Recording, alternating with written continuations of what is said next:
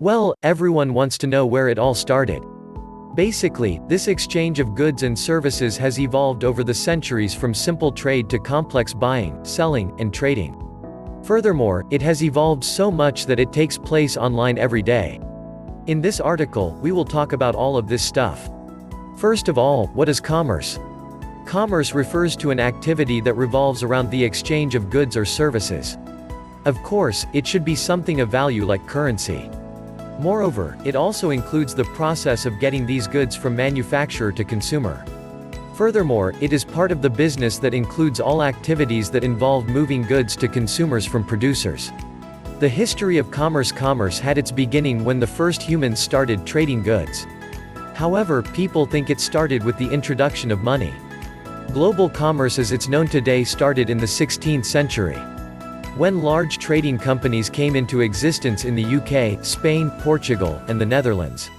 These empires freely traded with each other, and they eventually met other civilizations in Asia and Africa. As we know, e-commerce is growing rapidly. With these changes, commerce went from a slow process that could take weeks to a process that could take as little as several hours.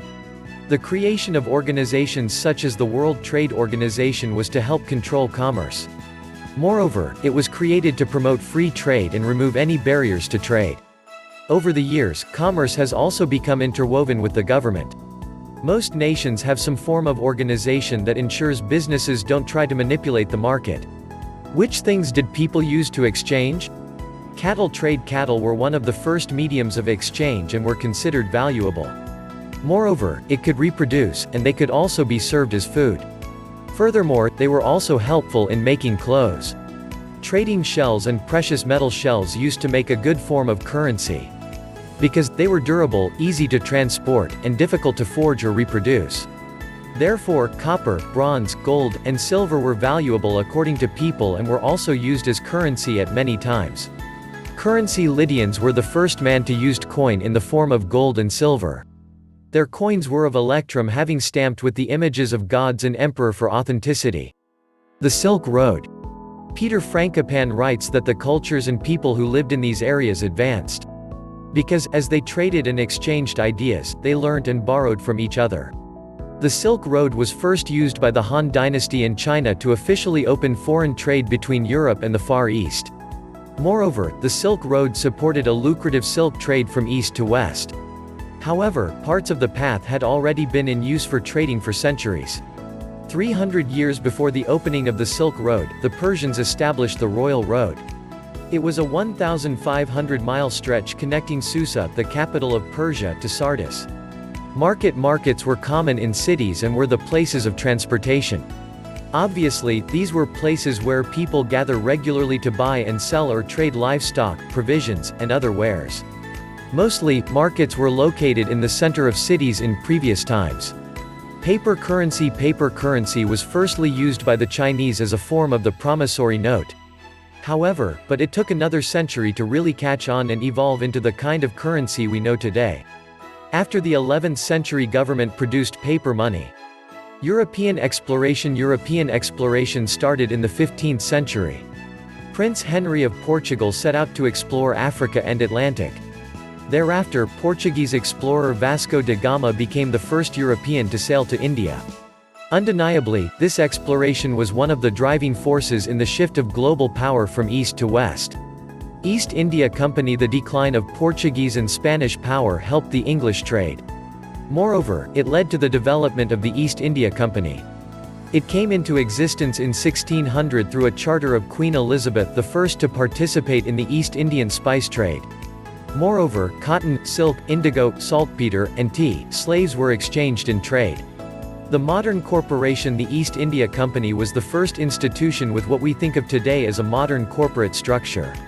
It was the first official joint stock corporation which composes of investors. Later, they received dividends based on the company's profit. Furthermore, it became a limited liability corporation to protect those investors. Gold standard coins. The gold standard refers to a monetary system in which the value of a nation's currency is directly related to the value of gold. The fixed price of gold is to determine a currency's value. England officially adopted the gold standard in 1821. Eventually, over the next 80 years, the majority of developed nations followed. Checks and credit became widespread as we know them in the United States in the 1890s. Surprisingly, by the 1950s, Americans were writing 28 million checks per day. Credit cards. The credit card allows the user to carry a monthly balance forward for added charges. The first appearance of credit cards, in the mid-20th century, was from banker John Biggins. Eventually, American Express introduced the first plastic card in 1959. Electronic data interchange. This is the place where e-commerce started. Electronic data interchanges allows the digital transfer of data, which paved the way for e-commerce businesses. Once the internet became more widespread in the early 1990s. Amazon and eBay. These two websites launched their sites in the mid-90s. Moreover, it changed the online buying of products forever. eBay's online auction format was one of the first marketplaces to launch peer-to-peer selling or consumer-to-consumer (C2C) commerce. E-commerce growth. By 1999, most major stores had launched e-commerce shops and businesses. Everyone began to develop their own e-commerce shops. The evolution of online payments, like the launch of 1998, helped rocket e-commerce's popularity. Today, without a doubt, there are more options than ever. For instance, anyone can order anything from anywhere.